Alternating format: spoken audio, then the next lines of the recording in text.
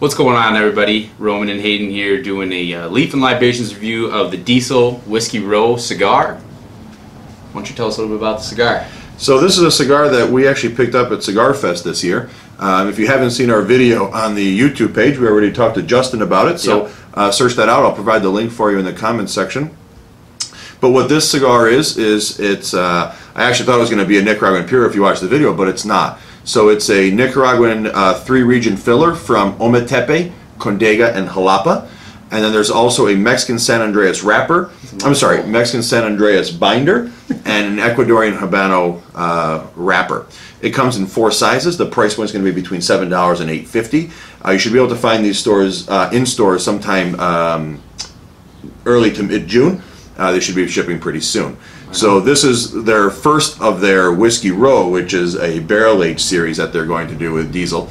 And Rabbit Hole seems to be the first one they've picked. So why don't you tell us a little about Rabbit Hole? Okay, guys, Rabbit Hole Bourbon is from Rabbit Hole Distilling in, I believe they are right downtown Louisville, which is their new distillery. This is just a young bourbon. It's 2 years.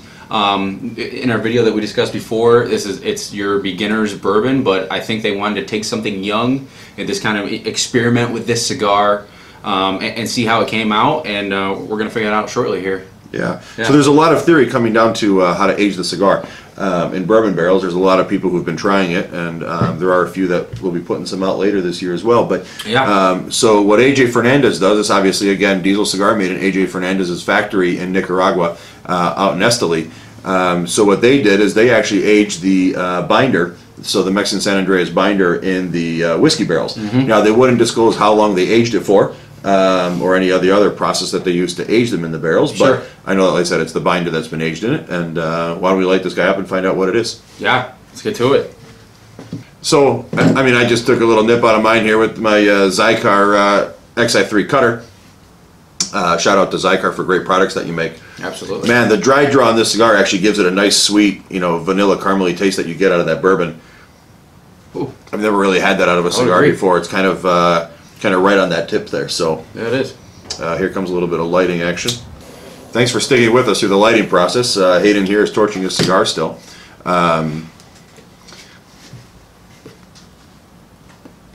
So right off the bat, those dry notes that you got of the bourbon flavor has kind of really gone away when you light this cigar up. Yeah.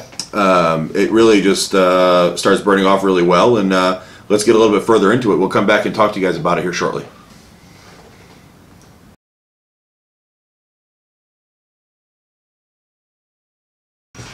Hey everybody, welcome back to a cigar review by Leaf and Libations. We're doing the Diesel Whiskey Row. Hayden, what are your thoughts? This cigar has been pretty solid so far. The initial taste, the draw before we lit it was unlike anything that I've ever smoked out of a cigar. This has been solid. I'm getting notes of cherry. It's been a very cool smoke. I like the wrapper on this cigar has been nice and oily. Been pretty good smoke production. There's that bourbon hint of the Rabbit Hole in there. It comes and goes. I've picked it up, in and out, which is to me a great characteristic of the cigar. Yeah, no, I mean, I'm not really sure I'm picking up a lot of those bourbon notes while you're smoking this cigar. I mean, like you said, you do get a lot of that, kind of fruitiness that you would maybe pair with a bourbon. Yep. And a lot of cigars can produce that without the bourbon. Right.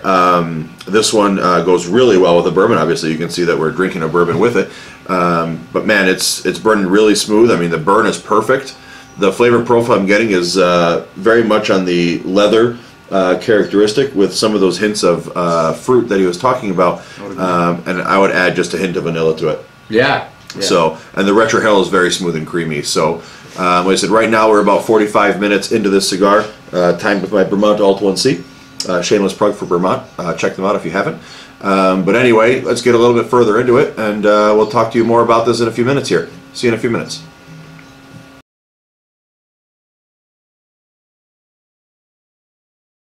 Hey guys, welcome back. We are in the final third of the Diesel Whiskey Row cigar.